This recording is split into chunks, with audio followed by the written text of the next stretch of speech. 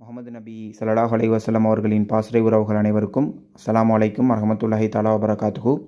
அன்னைமிக்க அல்லாஹ்வின் நல்லடியார்களே, இன்றைக்கி நம்ம பார்க்க போகிறது குர்ஆன் வசனம் சூரா 2 ஆயத்து 107.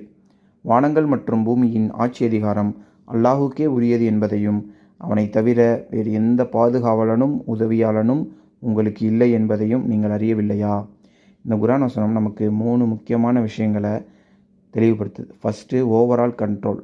இந்த முழுமையான அதிகாரம் அல்லாஹ்விடம் மட்டும்தான் இருக்குது. செகண்ட் ஒன், தௌஹீத் எனும் ஓரிரை கொள்கை. நம்ம எந்த பாதுகாப்பாக இருந்தாலும் உதவியாக இருந்தாலும் அதை தேடுறது அல்லாஹ்விடம் மட்டும்தான் இருக்கணும். அவன் மட்டும்தான் அதற்கு தகுதியான ஆள். 3வது, தவக்குல் எனும் இறை நம்பிக்கை. இந்த தௌஹீத் ஓரிரை கொள்கை நம்மளுக்கு இருந்தாலே இந்த இறை நம்பிக்கை கூடவே வந்துடும். நம்ம அனைத்து தேவைகளுக்கும் அல்லாஹ்விடம் மட்டும்தான் நம்ம சார்ந்திருக்க வேண்டும். இந்த 3 முக்கியமான விஷயங்களை நம்ம வாழ்நாள் முழுவதும் கடைபிடிப்போம், பயன்பெறுவோம். பாய்.